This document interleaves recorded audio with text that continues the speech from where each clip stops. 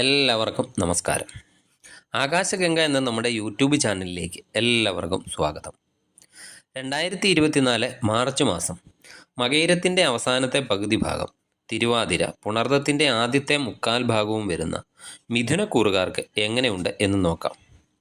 ഞാനിവിടെ പറയുന്നത് മാർച്ച് മാസം ഗ്രഹങ്ങൾ ചാരവശാൽ മിഥുനക്കൂറുകാരുടെ വിവിധ ഭാഗങ്ങളിൽ നിൽക്കുമ്പോഴുള്ള ചാരഫലമാണ്. ഇത് പൊതുവായി വരുന്ന ഫലനിർണ്ണയമാണ്, അല്ലാതെ ഓരോ വ്യക്തികളുടെയും ജാതക വിവരണമല്ല. ഓരോ വ്യക്തികൾക്കും ഇപ്പോൾ ഏത് ദശാകാലമാണ് നടക്കുന്നത് എന്ന് നോക്കി ആ ദശാനാഥൻ അനുകൂല ഭാവത്തിലാണെങ്കിൽ നല്ല ഫലങ്ങളും, മറിച്ചായാൽ ദോഷഫലങ്ങളുമാണ് ജീവിതത്തിൽ അനുഭവപ്പെടുക.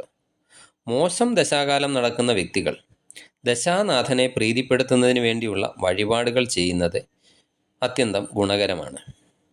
മിഥുനക്കൂറുകാർക്ക് തൊഴിൽ രംഗത്തെ പുരോഗതി മാസത്തിൻ്റെ പകുതിക്ക് ഒക്കെ ആകുമ്പോഴേക്കും ഉണ്ടാകുന്നതാണ്. നിലവിൽ തൊഴിൽ പ്രതിസന്ധിയൊക്കെ അനുഭവിക്കുന്നവർക്ക് നല്ല മാറ്റം തന്നെ ഉണ്ടാകുന്നതാണ്. തൊഴിലിൽ സ്ഥാനക്കയറ്റം, അംഗീകാരം എന്നിവയൊക്കെ ലഭിക്കുന്നതാണ്. ജോലിസ്ഥലത്ത് വളരെയധികം ശ്രദ്ധ കൊടുക്കേണ്ട സമയം കൂടിയാണ്. ശ്രദ്ധക്കുറവ് മൂലം പലവിധ നാശനഷ്ടങ്ങളും ഉണ്ടാകാൻ സാധ്യതയും കാണുന്നുണ്ട്. അതുപോലെ സ്വന്തം ചുമതലകളൊന്നും അന്യരെ ഏൽപ്പിക്കുകയേ അരുത്. അതുപോലെ സഹപ്രവർത്തകരെ കൂടുതൽ ആത്മവിശ്വാസത്തിൽ എടുക്കുകയും ചെയ്യരുത്. ജോലി സ്ഥലത്തൊക്കെ അനാവശ്യ സംസാരങ്ങളൊക്കെ ഉണ്ടെങ്കിൽ അതൊക്കെ ഒഴിവാക്കേണ്ടതാണ്. അങ്ങനെ ഒഴിവാക്കിയില്ലെങ്കിൽ തർക്കങ്ങളുമൊക്കെ ഉണ്ടാകുന്നതാണ്. ഒരു കലാരംഗത്തൊക്കെ പ്രവർത്തിക്കുന്നവർക്ക് നല്ല സമയം തന്നെയാണ്. പുതിയതായിട്ടൊക്കെ തൊഴിൽ അന്വേഷിക്കുന്നവർക്ക് മാസത്തിൻ്റെ പകുതിക്ക് ശേഷമായിരിക്കും കൂടുതൽ അവസരങ്ങളൊക്കെ വന്നു ചേരുന്നത്. അതുപോലെ വിദേശ ജോലിക്ക് ശ്രമിക്കുന്നവർക്കും കൂടുതൽ അവസരങ്ങളൊക്കെ വന്നു ചേരുന്നതാണ്. ബിസിനസ്സുകാർക്കും അനുകൂലമായ സാഹചര്യമാണ് കാണുന്നത്. ജീവിത പങ്കാളിയുടെയൊക്കെ പേരിൽ വ്യാപാരങ്ങളിൽ ഏർപ്പെടാൻ സാധ്യതയും കാണുന്നുണ്ട്. വാഹന ഇടപാടുകളൊക്കെ നടത്തുന്നവരാണെങ്കിൽ നഷ്ടം വരാൻ സാധ്യതയുണ്ട്. അതൊക്കെ അല്പം ശ്രദ്ധിക്കണം.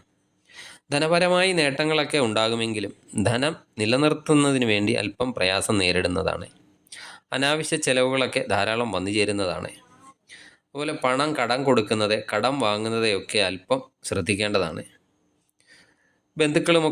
ഒക്കെയായി ധനപരമായ കാര്യങ്ങളിലൊക്കെ തർക്കം ഉണ്ടാകാൻ സാധ്യതയും കാണുന്നുണ്ട്. അതുപോലെ പൂർവിക സ്വത്തുക്കളൊക്കെ കൈവശം വന്നു ചേരും എങ്കിലും അതിൻ്റെ പേരിലൊക്കെ ചെറിയ തർക്കങ്ങളൊക്കെ ഉണ്ടാകാം. വിദ്യാർത്ഥികളെ സംബന്ധിച്ചിടത്തോളം വിദ്യാർത്ഥികൾക്ക് പഠനകാര്യത്തിൽ നല്ല ശ്രദ്ധ കൊടുക്കേണ്ട സമയമാണ്. ഉന്നത വിദ്യാഭ്യാസം ചെയ്യുന്നവർക്കാണെങ്കിൽ അനുകൂലമായ സമയവും കൂടിയാണ്.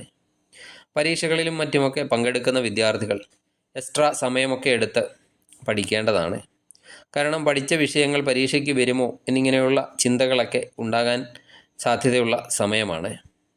അതുപോലെ ഉയർന്ന കോഴ്സുകൾക്കൊക്കെ ചേരുന്നവർക്ക് അനുകൂല സമയമാണ്. കോഴ്സൊക്കെ തിരഞ്ഞെടുക്കുമ്പോൾ അല്പം ശ്രദ്ധിക്കണം എന്ന് മാത്രം. അതുപോലെ പുതിയതായിട്ടൊക്കെ വിവാഹം ആലോചിക്കുന്നവർക്ക് അനുകൂല സമയം തന്നെയാണ്. കുടുംബാംഗങ്ങളുമൊക്കെ ആയിട്ടുള്ള ചെറിയ അഭിപ്രായ വ്യത്യാസത്തിനൊക്കെ ഇടയുണ്ട്. ബന്ധുമിത്രാദികളൊക്കെ നീരസത്തോടെയൊക്കെ പെരുമാറാൻ സാധ്യതയുണ്ട്. സ്നേഹം നടിച്ചൊക്കെ അടുത്തുകൂടുന്നവരെ ശ്രദ്ധിക്കേണ്ട സമയമാണ്. അതുപോലെ സ്വജനങ്ങളൊക്കെ ചതിയിൽപ്പെടുത്താൻ സാധ്യതയും കാണുന്നുണ്ട്. എന്തെങ്കിലും തരത്തിലുള്ള അപവാദങ്ങളൊക്കെ കേൾക്കാൻ ഇടവരുന്നതുമാണ്. പ്രവൃത്തിയും വാക്കുമൊക്കെ നല്ലതുപോലെ നിയന്ത്രിക്കണം. ഇല്ലെങ്കിൽ ദമ്പതികൾ തമ്മിലും അഭിപ്രായ വ്യത്യാസങ്ങൾ ഉണ്ടാകാൻ സാധ്യതയുണ്ട്.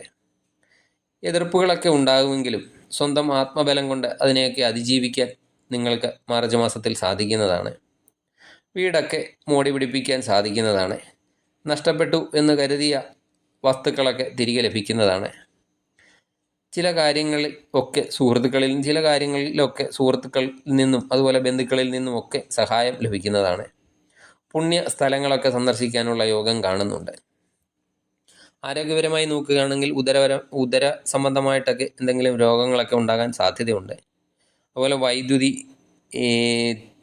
അഗ്നി എന്നിവ സംബന്ധമായി ജോലി ചെയ്യുന്നവരൊക്കെ പ്രത്യേകം ശ്രദ്ധിക്കണം. മുറിവുകളൊക്കെ ഉണ്ടാകാൻ സാധ്യതയുണ്ട്.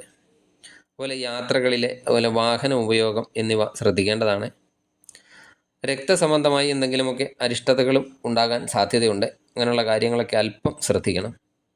ദൈവാധീനത്തിനായി ദേവി ക്ഷേത്ര ദർശനം നടത്തി ദേവിക്ക് ചുമന്ന ചെമ്പരത്തിമാല, അതുപോലെ ചുവന്ന പട്ട് എന്നിവ സമർപ്പിക്കുക. ശനിയാഴ്ച ശാസ്താവിന് നീരാഞ്ജനം വഴിപാട് കഴിക്കുക. പഠിക്കുന്ന വിദ്യാർത്ഥികളാണെങ്കിൽ അവർ ബുധനാഴ്ച ശ്രീകൃഷ്ണ ഭഗവാന്റെ ക്ഷേത്രദർശനം നടത്തുന്നത് നല്ലതാണ്. നിങ്ങൾക്ക് എല്ലാം കൊണ്ടും നല്ല ഒരു മാസമാകട്ടെ മാർച്ച് മാസം എന്ന് ആശംസിക്കുന്നു. നന്ദി, നമസ്കാരം.